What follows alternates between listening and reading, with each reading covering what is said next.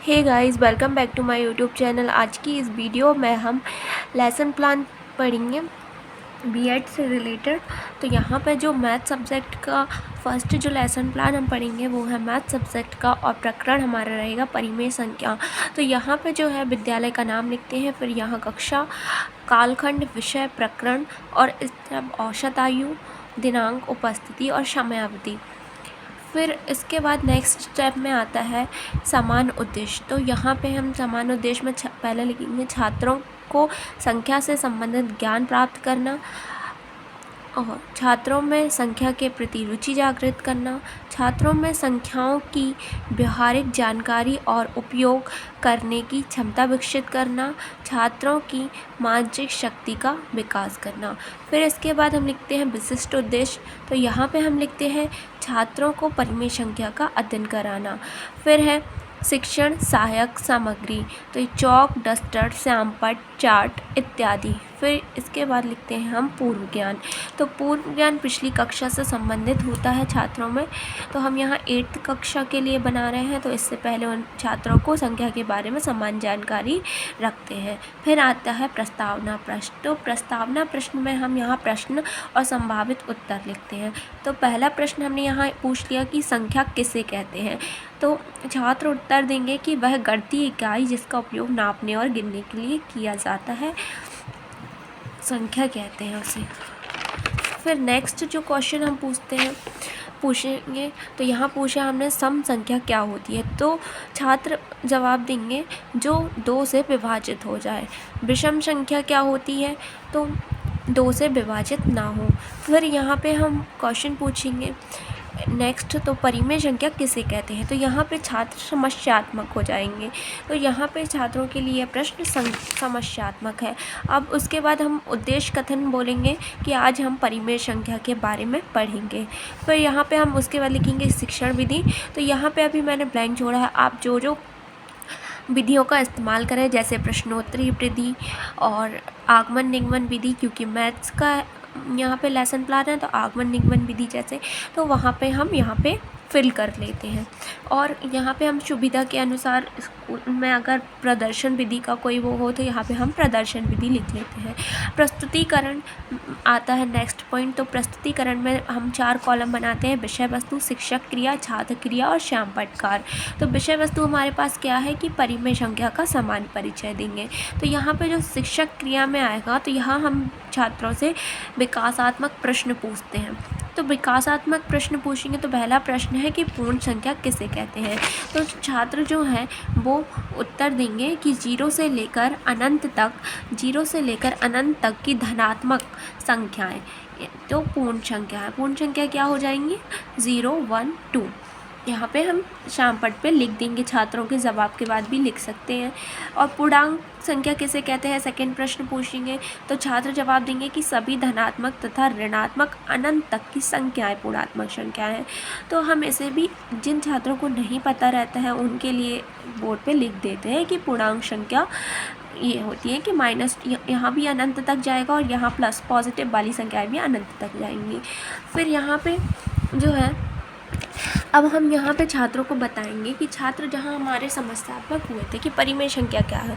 तो यहाँ पे हम स्वकथन, जो शिक्षक क्रिया में स्वकथन लिखेंगे, वो है ऐसी संख्या जिसे P/Q के रूप में व्यक्त किया जा सकता है, जहाँ P और Q पूर्णांक हो तथा Q इज़ नॉट इक्वल 0 हो, परिमेय संख्या कहलाती है।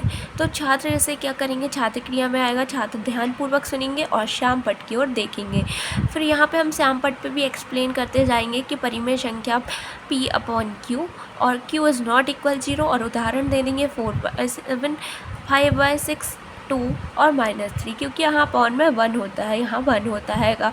तो यहाँ पे हम इनको दे सकते हैं। अब परिमेय संख्याओं का योग, जो हमारी नेक्स्ट जो विषय वस्तु है वो होगी परिमेय संख्याओं का योग। तो परिमेय संख्या के योग के लिए हम विकासात्मक प्रश्न पूछते जाएंगे छात्रों से। तो प्रश्न तीसरा पूछेंगे यहाँ कि योग कीजिए। तो 16 + 7 जो है, तो यहाँ पे छात्र इसका योग करके बता देंगे, छात्र क्रिया में 23। फिर हम नेक्स्ट प्रश्न पूछेंगे कि योग कीजिए 2/3 और 5 3/7। तो यहाँ पे जो इनको योग करना है, तो ये छात्रों के लिए समस्यात्मक प्रश्न है, क्योंकि इसके पहले उन्होंने ऐसी संख्या का योग नहीं किया होता है। तो यहाँ परिमेय संख्या का योग पूछ रहे हैं। तो यहाँ पे जो 100 कथन देंगे फिर शिक्षक क्रिया में, तो परिमेय संख्या का योग 2/3 + 5/7।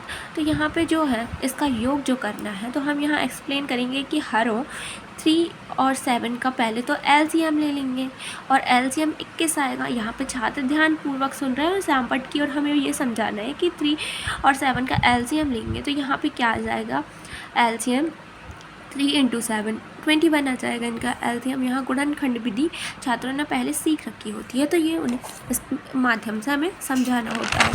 अब नेक्स्ट हमारे इसको हम समझाते जाएंगे, आगे हम इसे समझाएंगे।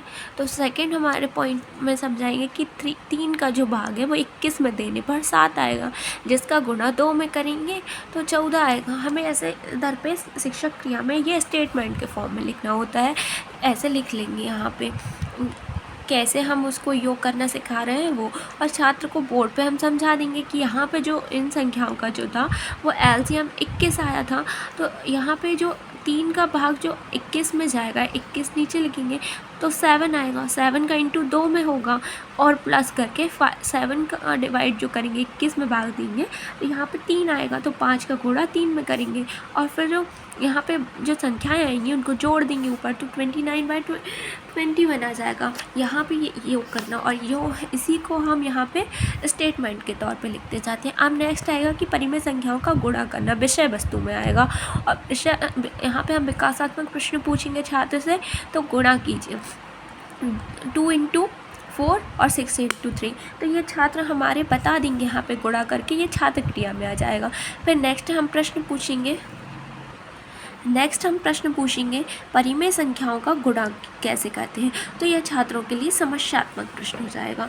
तो यहाँ पे जब समस्यात्मक प्रश्न हो जाता है छात्रों के लिए, तो हम यहाँ जो शिक्षक क्रिया है वहाँ पे हम शिक्षक जो है वो 100 कथन देते हैं। तो परिमेय संख्याओं का गुणा करते वक्त अंश की संख्या का गुणा अंश की संख्या से और हर की संख्या का गुणा हर की संख्या से होता है। छात्र इसे ध्यानपूर्वक सुनेंगे और गुणन की विधि को समझेंगे। यहाँ पे छात्र क्रिया में आएगा, और श्याम पटकार में क्या आएगा, उदाहरण के तौर पे सिखा देंगे कि 2/3 × 5/7 का गुणा कैसे करेंगे। तो अंश का गुणा अंश से और हर का गुणा हर से, यानी 2 का × 5 से होगा तो 10, और 3 × 7 होगा 21। तो यहाँ पे अंश को अंश में 10/21 आ जाएगा। ये हमारी यहाँ पे प्रस्तुतिकरण समाप्त होती है। इसके बाद नेक्स्ट आ जाता है हमारा पॉइंट बोध प्रश्न। ये हमारी साइड हेडिंग चलती रहती है, यहाँ बोध प्रश्न में प्रश्न और फिर उत्तर। यहाँ पे हमें मिनिमम 4 क्वेश्चन पूछने रहते हैं। तो परिमेय संख्या छांटिए, हम यहाँ पे क्वेश्चन पूछ सकते हैं, जैसे परिमेय संख्या छांटिए, छात्र उत्तर देंगे।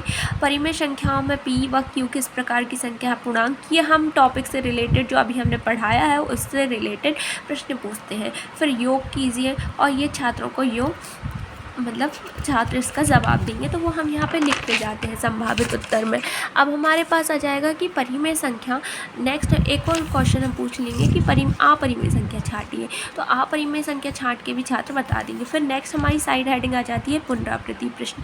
ये भी हमारी जो हम टॉपिक से पढ़ाया हुआ है उससे पूछना होता है, कक्षा में ही पूछना होता है। परिमेय संख्या की परिभाषा उदाहरण सहित बताइए, प्राकृत संख्या किन्हें कहते हैं, कुछ परिमेय संख्या और कुछ अपरिमेय संख्या बताइए। इस प्रकार के हम प्रश्न पूछ सकते हैं। अब हमारे पास अभ्यास प्रश्न भी हम जो कक्षा में ही करेंगे, तो हम इस तरीके से सत्य असत्य भी ले सकते हैं, छोटे छोटे क्वेश्चंस ले सकते हैं जो छात्रों कक्षा में ही बता दें, और कक्षा में हमारे जो समय अवधि है उसके अनुरूप हम प्रश्न करते हैं। तो यहाँ पूर्ण संख्या का योग पूर्ण संख्या से करने पर पूर्ण संख्या प्राप्त होती है कि नहीं, इस प्रकार के हम प्रश्न पूछ सकते हैं। ये हमारी टॉपिक से रिलेटेड और बुक से रिलेटेड, बुक में जो हमारा सिलेबस होता है उससे रिलेटेड प्रश्न होते हैं। और यहाँ पे फिर गृह कार्य दे सकते हैं जो हमने पढ़ाया है, जैसे परिमेय संख्या का गुणा कीजिए और योग कीजिए। ये यहाँ पे ये पूरा लेसन प्लान का एक फॉर्मेट है, और लेसन प्लान है परिमेय संख्या का कक्षा 8 का।